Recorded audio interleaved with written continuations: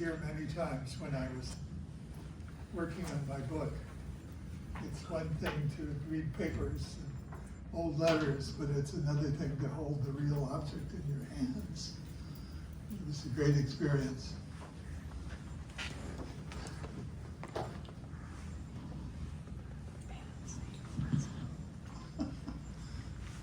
No glasses. I'll tell you a quick story. I attended a poetry reading one time by Robert Frost. He was pretty old by then, but very much spry and alive. He started looking for his glasses almost as soon as he sat down. And finally he said, well, I seem to have forgotten my glasses. So, is there anyone in the audience who could loan me a pair of reading glasses? Someone came up and everybody was moved by this great poet who'd forgotten his glasses. Some friend of his told me later, he did that in every one of his readings. There we go. Please. Thank you very much. Give him an option. Give him an option. Yeah, if these might work better, just try whichever one you want. Thank you. Anyone else? Those are great. Thank you. So, I'm going to read this lecture because it's so much detail of Audubon's life that it's hard to remember it all. I wrote the book a long time ago. He still is out there. Copies are still selling. I keep trying to convince Hollywood people that there's a wonderful movie to be made. So, but that's another story that I think we'll talk about later. The handsome, excitable 18-year-old Frenchman who would become John James Audubon had already lived his way through two names when he landed in New York from Nantes in August 1803. His father, Jean, a canny ship's captain with Pennsylvania property, had sent his only son off to America with a false passport to escape conscription in the Napoleonic Wars. Jean Audubon owned a plantation near Valley Forge called Mill Grove, and the tenant who farmed it had reported a vein of lead ore. John James was supposed to evaluate the tenant's report, learn what he could of plantation management, and eventually, since the Haitian and French revolutions had significantly diminished the Audubon fortune, make a life for himself. He did all of that and much more. He married an extraordinary woman, and now is my chance to show some images. These are actual silhouettes that were cut of Audubon and Lucy Bakewell, at this point Lucy Audubon, in New Orleans in 1825. Of course, there were no cameras yet, but you could get your silhouette cut by someone who was good at it. So we can be sure that these are actually silhouettes of the Audubons. Opened a string of general stores on the Kentucky frontier, where we are. Still feels a little frontier to me, by the way, coming down here. You've kept a lot of your beautiful landscape intact. And built a great steam mill on the Ohio River. He explored the American wilderness from Galveston Bay to Newfoundland, hunted with Cherokee and Osage, and rafted the Ohio and the Mississippi.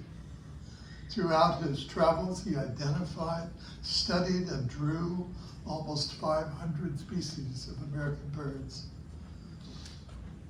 Titled noblemen knelt before him, something he made a point of noting in his diary, in England and France to examine his dazzling drawings. Audubon raised the equivalent of several $1 million to publish a great work of art, The Birds of America. Wrote 5 volumes of bird biographies chocked with narratives of pioneer life, and won fame enough to dine with presidents. He became a national icon, the American woodsman, his ultimate appellation, the name he gave himself. The record he left of the American wilderness is unsurpassed. The original Audubon Society, which was founded in 1886, was right to invoke his authority. He was one of only 2 Americans elected Fellows of the Royal Society of London, the prominent scientific organization of its day, prior to the American Civil War. The other was Ben Franklin. John James had first been Jean Rabin, his father's bastard child. He was born in 1785 on Jean Audubon's sugar plantation on Saint-Dominique, soon to be renamed Haiti, to a 27-year-old French chambermaid, Jean Rabin, who died of infection within months of his birth. The stirrings of slave rebellion prompted Jean Audubon to sell what he could of his holdings and ship his 3-year-old son home to France, to the city of Nantes on the Loire River in 1788, where his wife Anne, a generous older widow whom Captain Audubon had married long before, who had no children herself, welcomed the handsome boy and raised him as her own. When the reign of terror that followed the French Revolution approached Nantes in 1793, the Audubons had formally adopted the bastard Jean Rabin to protect him, christening him Jean-Jacques or Fougère Audubon. Fougère, fern, was an offering to placate the revolutionary authorities who scorned the names of saints.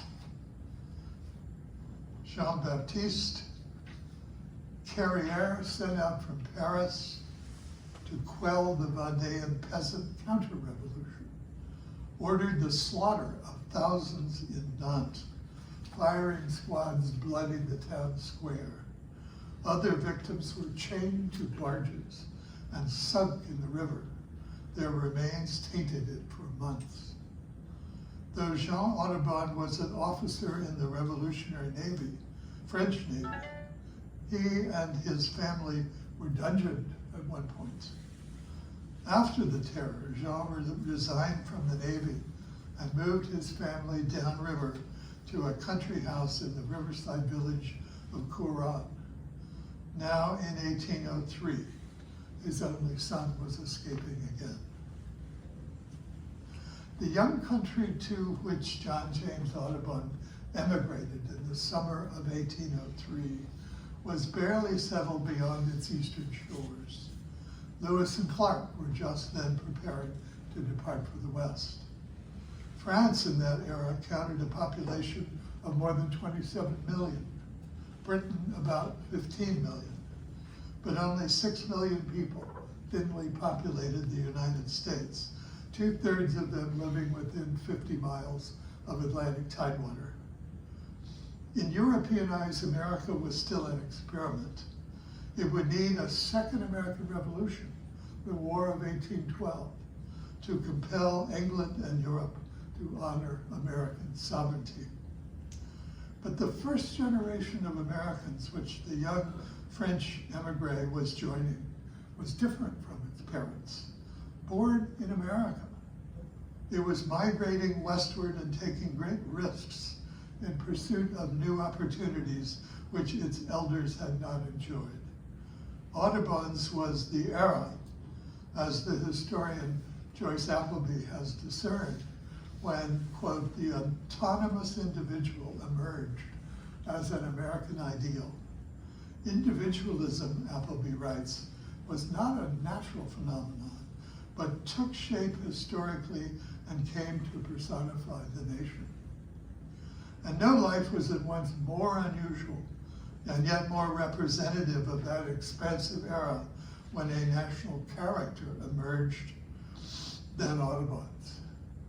Celebrate him for his wonderful birds, but recognize him as well as a characteristic American of the first generation, a man who literally made a name for himself.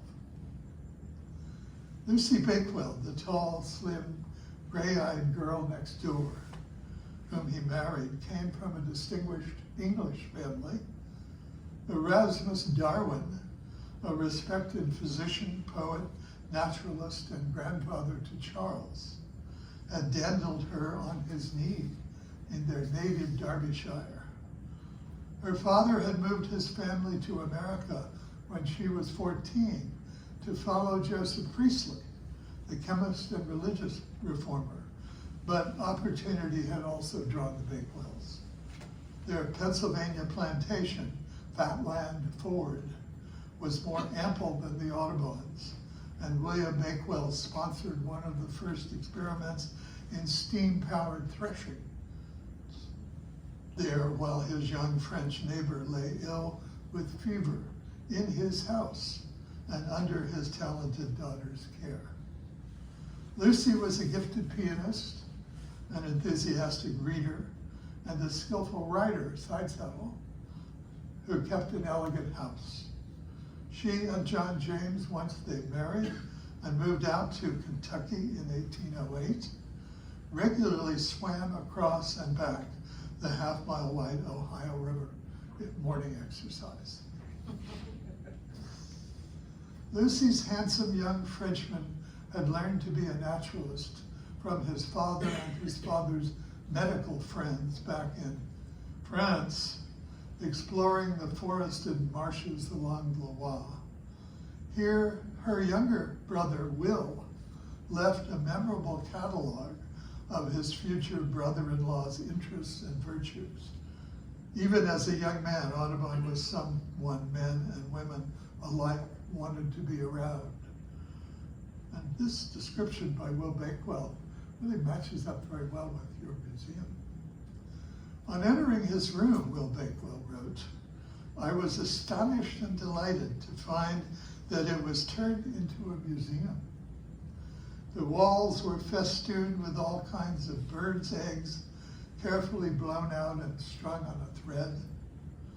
The chimney piece was covered with stuffed squirrels, raccoons, and opossums, and the shelves around were likewise crowded with specimens, among which were fish, frogs, snakes, lizards, and other reptiles.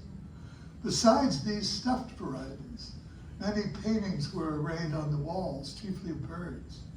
He had great skill in stuffing and preserving animals of all sorts. He had also a trick of training dogs to perfection, of which art his famous dog Zephyr was a wonderful example. He was an admirable marksman. This is all Bakewell talking here. A clever writer, an expert swimmer, possessed of great activity and prodigious strength, and was notable for the elegance of his figure and the beauty of his features. And he aided nature by a careful attendance to his dress. Besides other accomplishments, Bakewell concludes, he was a musician, a good fencer, danced well, and had some acquaintance with legerdemain tricks, worked in hair, and could plait willow baskets. In 1804, Audubon was curious whether the American phoebes that occupied an old nest above a Mill Grove cave were a pair that had returned from the previous year. When they were about to leave the nest, Audubon writes, I fixed a light silver thread on the leg of each. This experiment was the first recorded instance of bird banding in America. Two of the phoebes that returned the following spring still carried silver wires.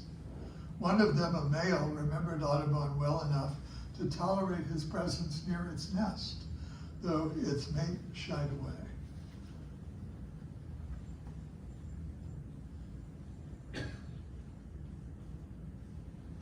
This is my absolute favorite Audubon image, even though it's not a very technically skilled drawing.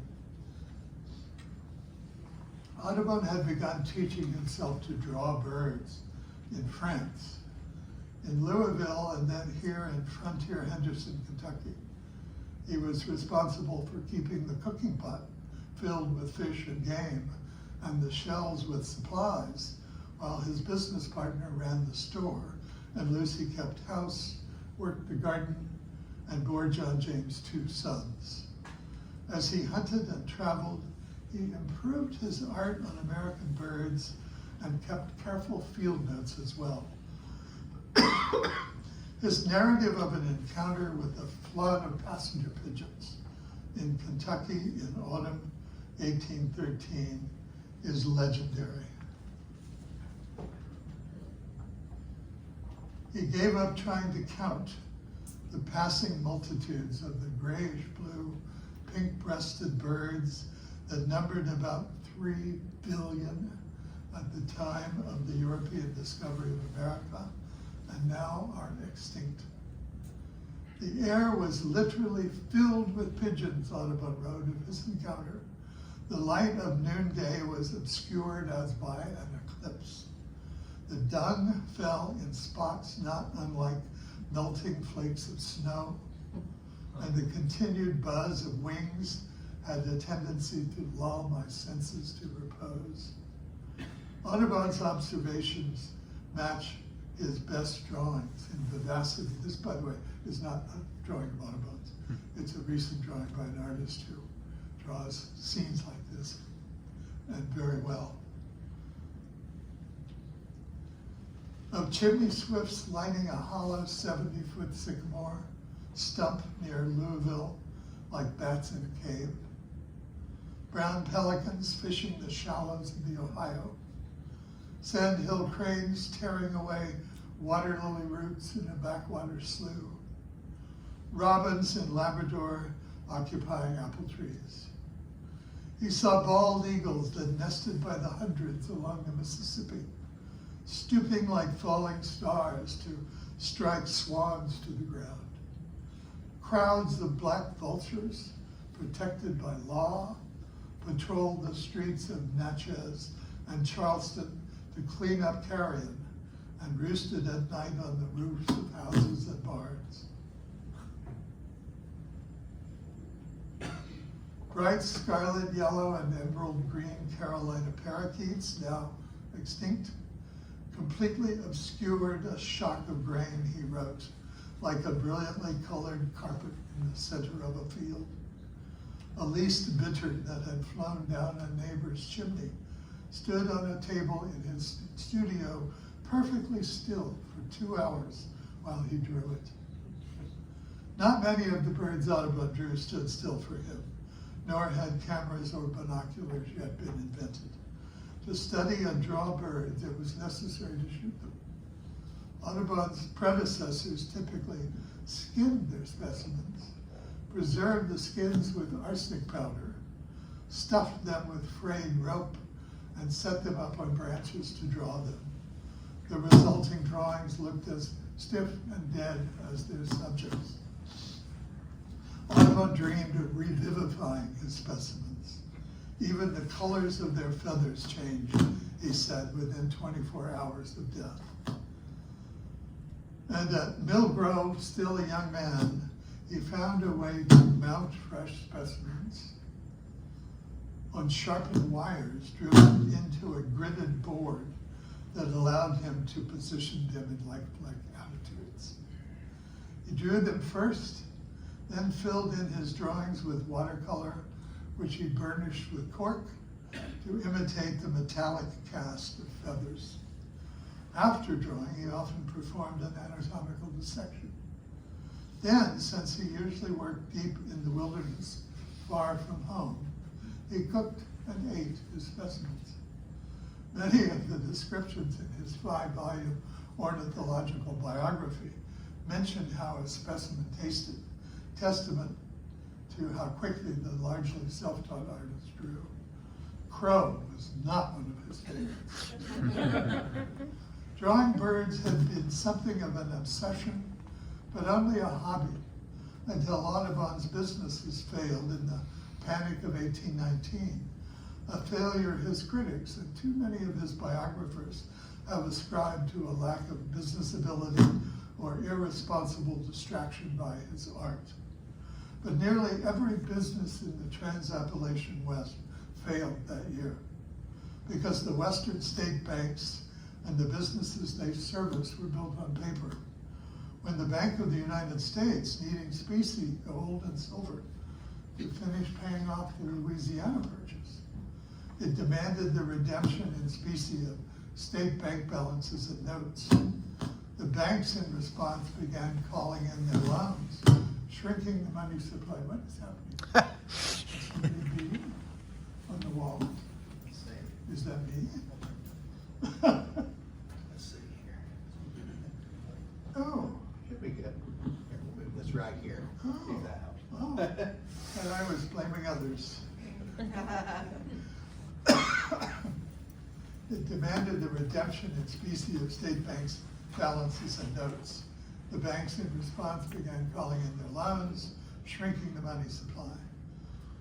A banker told the governor of Ohio at the time, one thing seems to be universally conceded, that the greater part of our mercantile citizens are in a state of bankruptcy, that those of them who have the largest possessions of real and personal estate find it almost impossible to raise sufficient funds to supply themselves with the necessaries of life.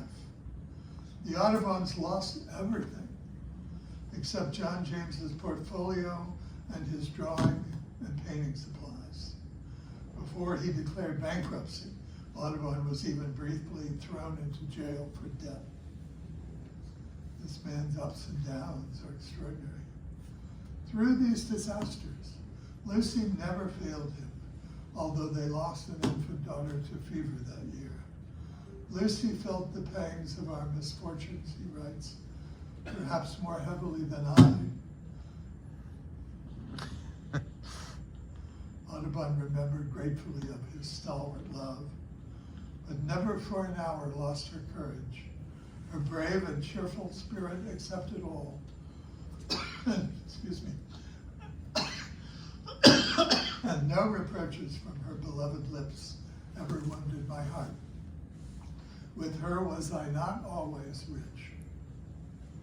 To make ends meet, Audubon took up portrait paint drawing at $5 a head.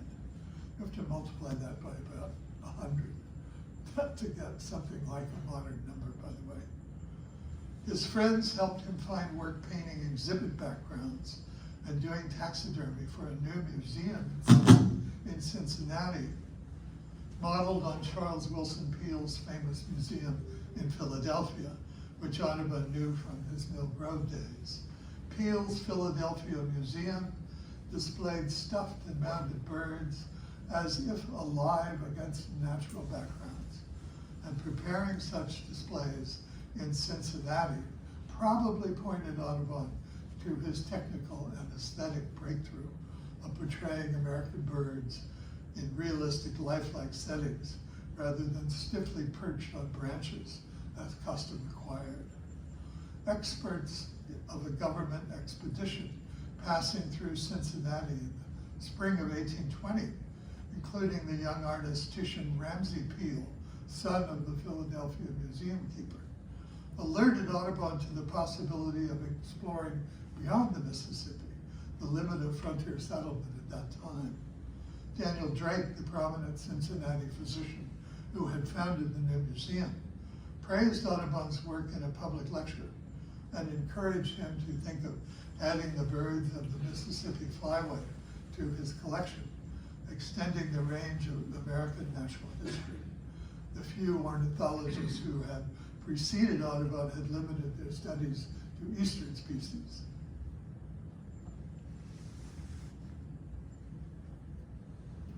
By spring 1820, the artist had scraped together such funds as he could raise from drawing and teaching to support Lucy and the two boys, who moved in with relatives again while he left to claim his future. He recruited his best student, 18-year-old Joseph Mason, to draw backgrounds, bartered pot hunting for boat passage on a commercial flatboat headed for New Orleans, and in October floated off down the Ohio and the Mississippi. For the next 5 years, Audubon labored to assemble a definitive collection of drawings of American birds while struggling to support himself and his family. He had decided to produce a great work of art and ornithology, a decision that Lucy's relatives sadly condemned as derelict. The birds of America would comprise 400 2 by 3 foot engraved hand-colored plates of American birds at the size of life, as he said, to be sold in sets of 5 plates at a time and collected into 4 huge leather-bound volumes of 100 plates each, with 5 leather-bound accompanying volumes of bird biographies worked up from his field notes. He had found a paradise of birds in the deciduous forests and bluegrass prairies of Kentucky. He found another paradise of birds in the pine forests and cypress swamps of Louisiana around St. Francisville in West Feliciana Parish, north of Baton Rouge, inland from the river port of Bayou Sarah, where prosperous cotton planters hired him to teach their sons to fence and their daughters to draw and dance the cotillion.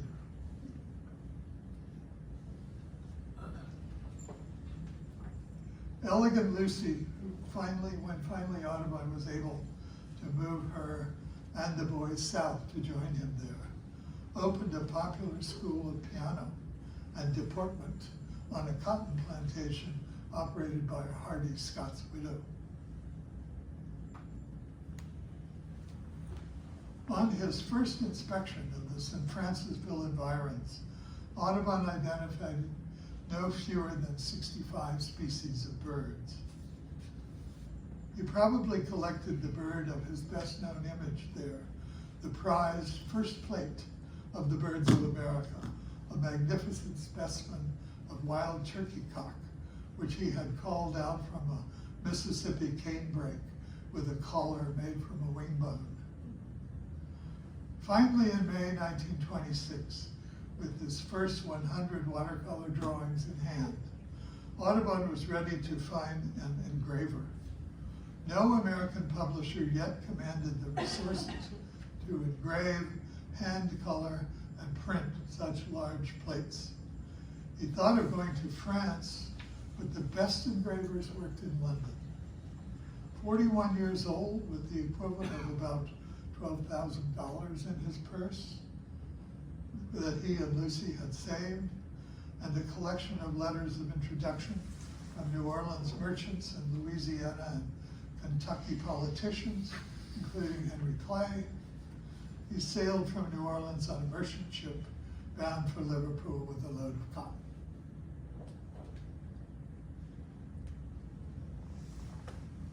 He knew not a soul in Liverpool, other than Lucy's younger sister Anne and her English husband Alexander Gordon, a cotton factor, who took one look at Audubon's rough frontier pantaloons and unfashionable shoulder-length chestnut hair, about which he was comically vain, tossing it back like Fabio, and asked him not to,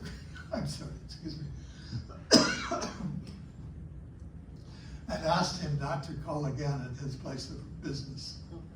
But James Fenimore Cooper's The Last of the Mohicans had been published in London in April of that year and was blooming to a nationwide fad, we would say a grand bestseller. And some who met Audubon in Liverpool judged him to be a real-life Nettie Bumpo. What a life. His letters introduced him to the first family of Liverpool shipping, the Rathbones, Quaker abolitionists who recognized his originality and sponsored him socially. Within a month, he was the equivalent of a rock star. His presence sought at every wealthy table. His in-laws soon came around. An anonymous contemporary shrewdly assessed the sources of his charisma. The man, this man wrote, was not a man to be seen and forgotten or passed on the pavement without glances of surprise and scrutiny. The tall and somewhat stooping form, the clothes not made by a West End but a Far West tailor, the steady, rapid, springing step, the long hair, the aquiline features and the glowing, angry eyes, the expression of a handsome man conscious of ceasing to be young, and an air and manner which told you that whoever you might be, he was John Audubon, will never be forgotten by anyone who knew or saw him. More than Audubon's novelty won him attention in Liverpool, and then in Manchester, Edinburgh, and London. Britain was the most technologically advanced nation in the world in 1826, with gaslights illuminating its cities, steam mills weaving cotton, steamboats plying its ports, and railroad lines just then being laid to replace its mature network of canals. But the only permanent images then available in the world were drawn by hand. Traveling from city to city, Audubon would hire a hall and fill it with his life-size watercolors of birds, luminescent against their backgrounds of wilderness, and charge admission to the visitors who flocked to see them.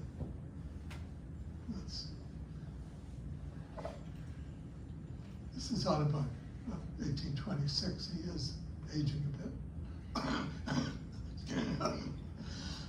I'm so sorry. On the right is the image of Natty Popo. So here is a collection of Audubon's art, all arranged together. A French critic who saw them in Edinburgh was entranced. Imagine a landscape wholly American, the critic wrote. Trees, flowers, grass, even the tints of the sky and the waters quickened with a life that is real, peculiar, transatlantic. On twigs, branches, bits of shore, copied by the brush with the strictest fidelity, sport the feathered races of the New World, in the size of life, each in its particular attitude, its individuality and peculiarities. Their plumages sparkle with nature's own tints. You see them in motion or at rest, in their play and their combats, in their anger fits and their caresses, singing, running, asleep, just awakened, beating the air, skimming the waves, or rending one another in their battles.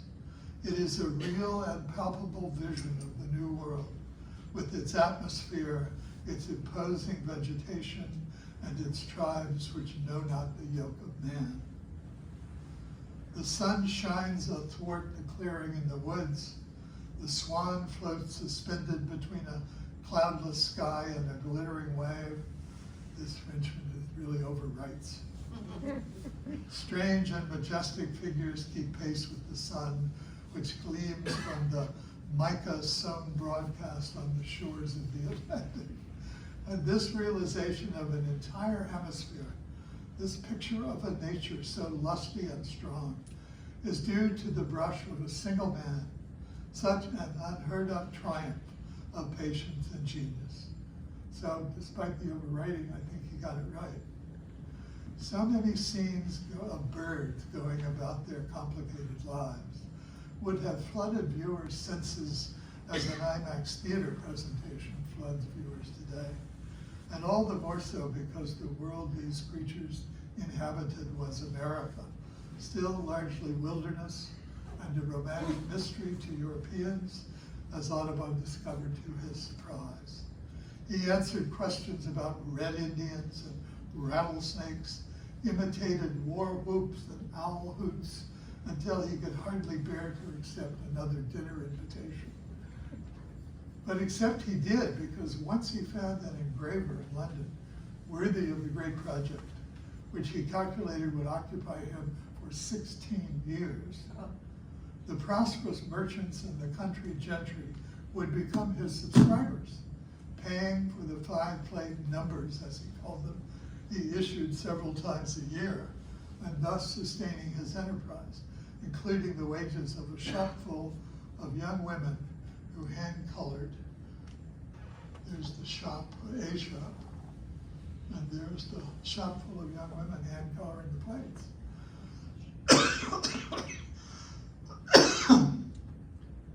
When the production of plates accumulated to 100, the subscribers had their choice of bindings, where they could keep their plates unbound.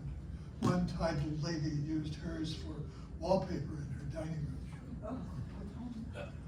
Audubon thus produced The Birds of America, Pay As You Go, and managed to complete the work in only 10 years, even though he had to increase the total number of plates to 435 as he identified new species on collecting expeditions back to the Carolinas and East Florida and to the Republic of Texas, northeastern Pennsylvania, Labrador, and the Jersey Shore. In the end, he estimated that the 4-volume work, issued in fewer than 200 copies, cost him $115,640, about $2 million today. Unsupported by gifts, grants, or legacies, he raised almost every penny of that immense sum himself from painting, exhibiting, and selling subscriptions and bird skins. He paced the flow of funds through his engraver so that, as he said proudly, the continuity of execution was not broken for a single day. He paced the flow of drawings as well, and before that, the flow of expeditions and collections. He personally solicited most of his subscribers and personally serviced most of his accounts, while Lucy supported herself and their children while he was establishing himself. Thereafter, he supported them all and the work as well. If he made a profit, it was small, but in every other way, the project was an unqualified success. After he returned to America, he and his sons, now grown, produced a less costly octavo edition, smaller, with reduced images printed by lithography. The octavo edition made him rich.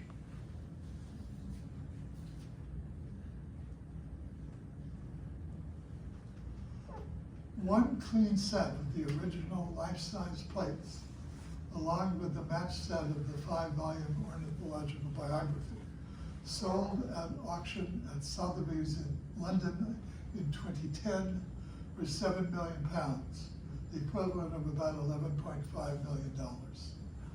These facts should lay to rest once and for all the enduring canard that John James Audubon was not a good businessman. When he set out to create a monumental work of art with his own heart and mind and hands, he succeeded, a staggering achievement, as if one man had single-handedly financed and built an Egyptian pyramid. He did not leave Lucy languishing in West Feliciana all those years, but before he could return to America for the first time to collect her, their miscommunications, exacerbated by the uncertainties and delays of mail delivery in an era of sailing ships, nearly wrecked their marriage. Lonely for her, he wanted her to close her school and come to London. She was willing once she had earned enough to sustain their adolescent sons in school. But a round of letters took 6 months, and one ship in 6, and the letters it carried, never made it to port. By 1828, Audubon had convinced himself that Lucy expected him to amass a fortune before she would leave Louisiana, while she feared that her husband had been dazzled by success in glamorous London and didn't love her anymore. Actually, London was fouled with coal smoke. Audubon hated it. Finally, she insisted that he come in person to claim her, or they would never see each other again. And after finding a trustworthy friend to supervise a year's production of plates for the birds, he did, braving the Atlantic, crossing the mountains to Pittsburgh by mail coach, racing down the Ohio and the Mississippi by steamboat to Bayou Sarah, where he disembarked in the middle of the night on 17 November 1829. Lucy had moved her school to William Garrett Johnson's Beech Grove plantation by then, 15 miles inland. That was where Audubon was headed. But let him tell the story.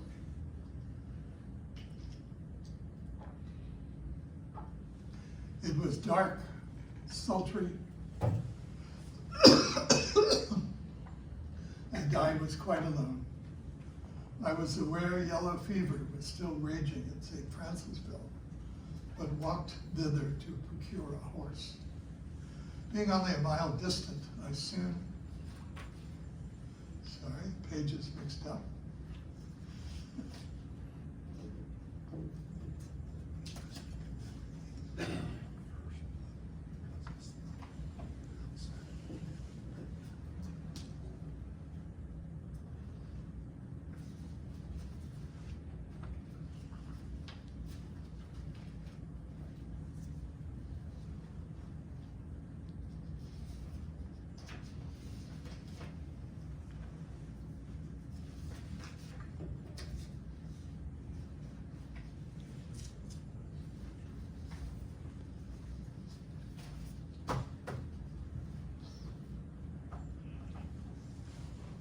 Being only a mile distant, I soon reached it, St. Francisville, and entered the open door of a house I knew to be an inn.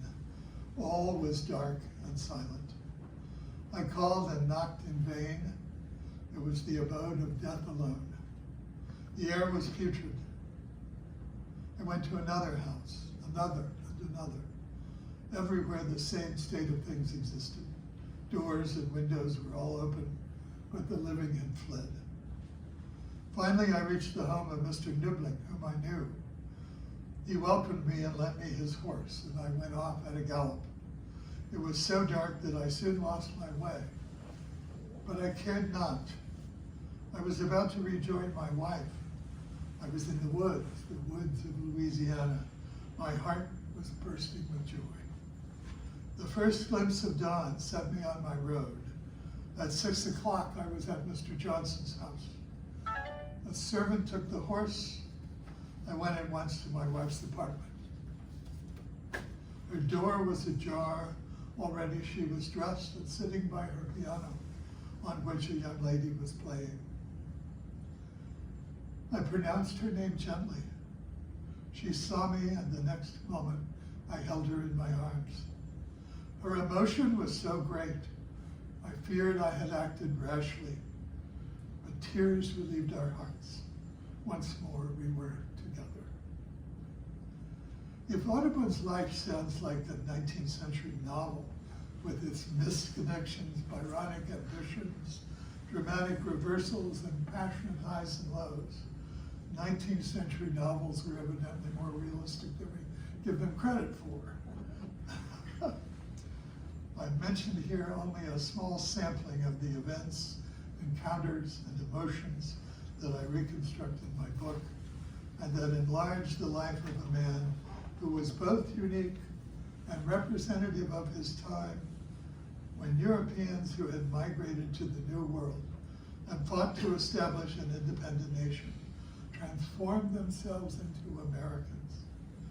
Besides his art, which is as electrifying on first encounter today as it was 2 centuries ago, no one has ever drawn birds better. Audubon left behind a large collection of letters, now in the library at Yale, 5 volumes of writings, 2 complete surviving journals, fragments of 2 more, and a name which has become synonymous with wilderness and wildlife preservation.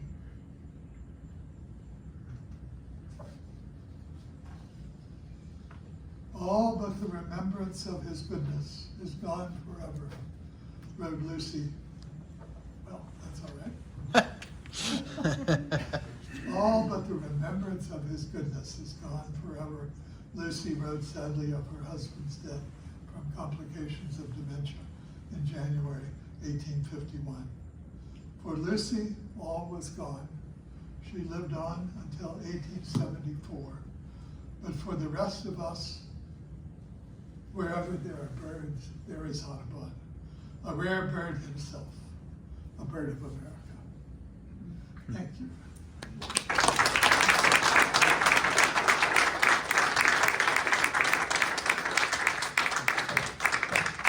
I apologize for all the fumbling. Alrighty, so we do have some time for questions. If anyone has any questions, I'll go ahead and start us out. I've got a question for you. Sure. So from the first page of chapter 1 to the last page of chapter 28, it's 435 pages.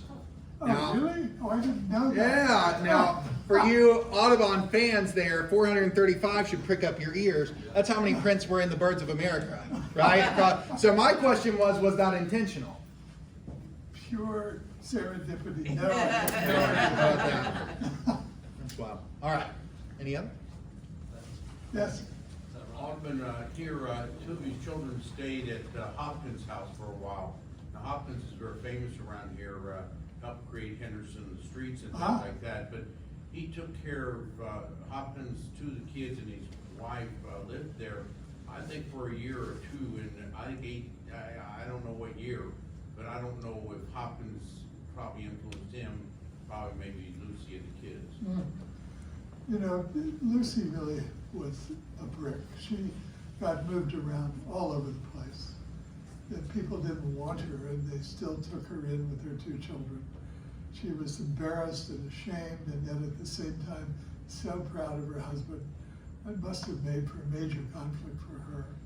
So there were lots of places around the eastern Middle West, I think, where Lucy turned up at one time or another. Yeah. The weather here in 1819 or whatever, I thought it was the weather that caused a lot of the recession at that time and a terrible problem for the economy around here, not just the banking system. Maybe it's a combination of the banking system and the weather. I don't know. I'm aware, and I mentioned in the book, that there was the famous year without a summer, which I think was 1813, 1814, which happened because there was a huge volcanic eruption of Krakatoa over in southwest Pacific, and it darkened the sky sufficiently to reduce the sunlight worldwide. And there were hard freezes in Missouri in July and New England, and people starved all over the world. It sort of disappeared from the historical record, but it was a great disaster and tragedy, and a reminder that nature really is quite powerful. These volcanic winters have occurred more than once. Audubon makes no reference to that I can recall in his writing, although I'm sure he experienced it and wondered about it. Yes? Dr. Akkas from USI, a famous artist around here, he took one of those whatever those plates were and tried to make a printout, and he just said it's very, very difficult. They did do it with the students, but it's not easy to make a printout of that. And Yeah. somehow he got the plate and did it, but he talked about how difficult it was. Can you describe how that happens? Well, you know, I will say first, Don Borman, whom I'm sure many of you knew, who was running this museum years ago. Don had one of Audubon's plates. Not many survived. Most were, Lucy had to sell them to survive, and most of them, and many were melted down for the copper, sadly. But a few did survive, and Don had one that was slightly damaged, but he decided to go ahead and print it. And the one, he sent me a copy of the print. It's pretty torn up. And so how do you make one of these plates? It was a really brand new technology at the time. You probably know that images are screened with some kind of screen that breaks a solid colored part of an image or a black part of a type into little tiny dots. And the dots would enable the ink to take a single place rather than smear out across a page. So if you remember the old newspapers, you could see the screening pattern on the photographs when you read the newspaper in the morning. So this technology was developed in a pre-screen. Nobody learned how to make that kind of screen yet, which in itself obviously involved a lot of engraving and technology. By doing this interesting thing, which Hubble, his engraver, was a master of, excuse me, which is to mask off whatever part we wanted to work on of what would be, well, let's start at the beginning. Audubon did his drawings. He colored them, he set them up. He wrote instructions around the edges. If you ever see an original Audubon drawing, you'll realize that it was prepared to become an engraving. so that when it's listed, when it's sort of excluded from the canon by museum directors who say things like by Howell after John James Audubon, then it's really not. I mean, Audubon personally supervised all of these engravings. So how do you get color and shadow, light and darkness onto a sheet of paper without it all smearing around, except to do it by hand? Audubon did that step often out in the wilderness, painting and drawing birds. Those drawings were then sent to Robert Howell in London, or taken to Howell. And Howell first made, what shall I call it, a wax copy, right, by, how did this work? This is new to me too, or at least unfamiliar to me. But he copied the illustration in a way that allowed him to, yes, he poked a pen through a sheet of waxed paper and outlined all the birds and all the different pieces of shapes that go with the birds. And he put the drawing aside, and he had this essentially copy that had little holes in it. That in turn went onto a sheet of copper, finely milled copper of the size of the finished plate, big plates in this case. And through those holes, it was then possible to pour acid that would then etch a small dot into the copper. Then he took his cover off of the copper plate, washed everything, cleaned it up and all. And he had a plate where you could run a roller soaked in ink over this plate and then wipe it off. And the little dots, little etched holes in the copper sheet, not holes, little pockets really, would keep their ink. Then you could take a sheet of moistened, high quality, the best paper made at the time, still is made today and used by artists. And that would be laid over that. And then the press would roll its heavy roller over it all, and the moistened paper would pick up all the little dots.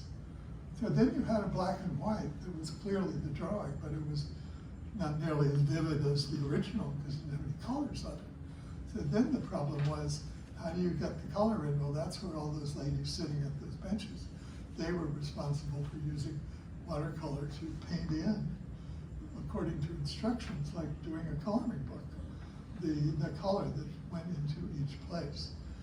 He later developed an even more sophisticated technique, but I won't go into it because I'll make a mess of trying to explain it.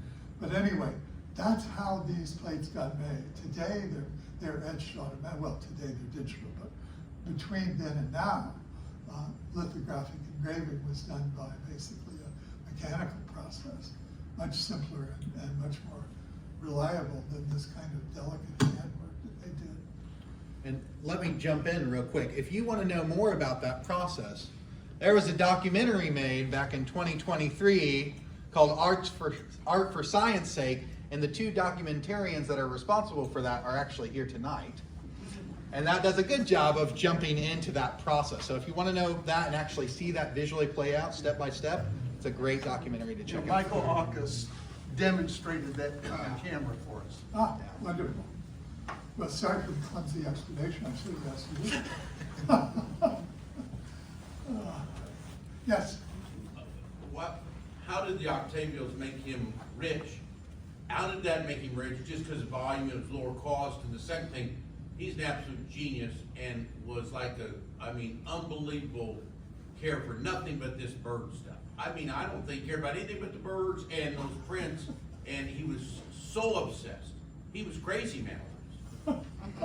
He was sometime. I remember reading that when he got excited, he'd snap his fingers. He'd be walking around the room talking and snapping his fingers. He was an intense human being. And he could walk 40 miles a day across the prairie, which means basically he jogged for 40 miles a day, like a long distance runner. He was an unusual man, and he really, there was that lingering sense all his life that he was a bastard child. It bothered him deeply. And it kept coming up because someone would find out, someone who was messing around in the Caribbean, and they'd try to blackmail him and things like that. So he really had to establish, I mean, he liked to say he might be a prince and one of the royal line of the French aristocracy. He really told some big fibs about who he was. He said that a lady of color in New Orleans of great dignity and beauty was his mother. Not true. One of the issues that's been floating around Audubon for years was he of mixed race? Because he's called a Creole. Creole at that time meant someone of a particular nationality born abroad.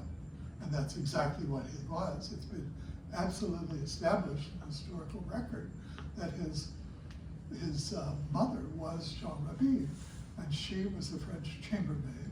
She sailed to Saint Dominique on the same ship that his father sailed, which is probably where they met, because within a few weeks after taking up the work she had contracted to do at another plantation, she had moved over to Jean Rabine's. Well, Audubon said later, my father was a wonderful man, he had many virtues, and one great sin. And I think it's pretty clear that it was women that Audubon thought of as his sin. Anyway, for Audubon, once he got an idea, he really carried it all the way. And this was the biggest idea anyone, I think, has ever had along this line, to not only collect and discover and categorize and so many birds he discovered or identified for the first time and gave a name to and so forth. He made mistakes inevitably. He wasn't a formally trained scientist. But I think the reaction of the Royal Society to his abilities and his gifts says everything about it. I mean, Ben Franklin wasn't some formal scholar either, was he? He was just a very smart man who knew how to make things happen. I found, I've written a lot of biographies, and in many cases, not full-length book biographies, but within other books of history. And most people, the more you know them, maybe the less you like them. At least the kind of people who turn up in biographies, people of power and of gifts and of great ambition and so forth. But Audubon, the more I got to know him, the more I liked the man. And I think that description by Lucy Bakewell's younger brother of all his great skills in plaiting hair, people collected hair because they didn't have a camera. There was no way to record the presence of another human being. And hair at least was the real thing. It was from some person's body. So that sort of thing. But Audubon was simply a very gifted man, but the ambition, I think, which is very American. It's very significant to me, and you have the original signet ring in this museum, that when, what did he call her? When Mrs. Rathbone, the queen of the Rathbone family, decided to make something for Audubon after a few years, she made a wax seal that shows the wild turkey, the original first plate, and around it in very tiny lettering, and you can see this here if you want to put it out, are the words, "America, my country." And then, of course, being called the American Woodsman. Well, he was a Frenchman, had a very heavy French accent all his life. But as far as he was concerned, he was an American. So if he changed his name, it was no more than the rock stars do. So there it is. I just think you'll find him immensely engaging as you read about it. Yes? What influence do you think Audubon had on future artists? Because his work is so unique, Yeah. and it doesn't seem like it's been overly replicated. Well, his style, and he implies this when he claims to have studied under Jacques-Louis David. David's very outlined in black, colored in sort of drawings, the famous ones built around the French Revolution and then Napoleon. That was the style he learned and taught himself, and I think obviously preferred. And it wasn't an advanced style as such. That would come later with other people. I think what I recall studying about the Impressionists, their influence was largely from Japanese art. But for Audubon, what he did was make birds come alive on the page. And that was his particular gift, and it has stood him in good stead now for a couple hundred years here. People, I mean, if you look at the regular bird drawings of the day, they're really, they're like illustrations in a handbook. They show you the points of the bird that you need to look for to identify it if you're birding. And some of his early drawings look just like that, because that's what he knew at that point. But then he decided, I could do both. I could do art and I could do bird handbooks, all in one wonderful blending. And one of the sad things about Audubon's art as it's presented in routine illustration in this country, everywhere I suppose, today, is that he was much more realistic about how birds looked. And if you look at the original plate of the little wren standing on a hat on a branch, you will see that he has the bird's feces spilling out over the hat, because that's what he saw. He drew birds that were tearing up animals with their beaks, and there was blood all over the place. You know, Audubon plates to this day kind of sell according to not only how good they are and how popular the bird is, but also how sort of sweet they are. What's the most favorite of all? If it's not the hen, it's the flamingo, right? A real challenge in terms of squeezing that giant bird into this plate. But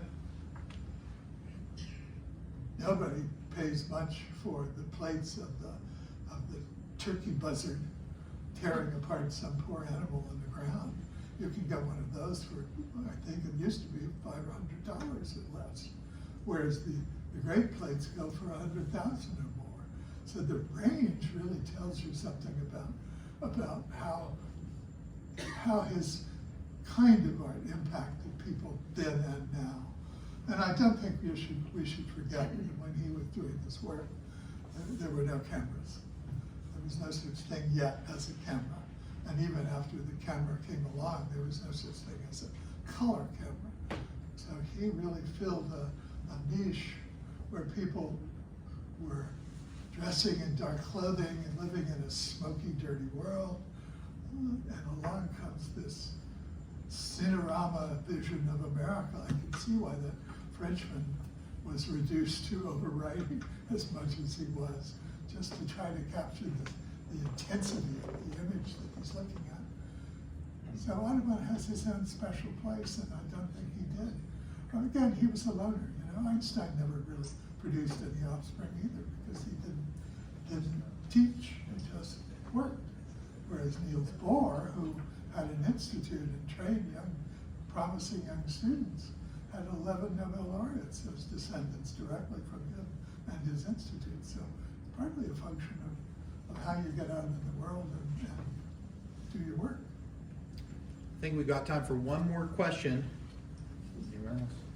You take, right over here, yeah. So first of all, thank you. Thank you for what you've done and how you just bring him to life. But you said something earlier that just really captured me. A movie. Do you think it would be the most wonderful movie? It would be. It would be a good series too, if you think about all the different stages in the story. And I'm here to offer my services.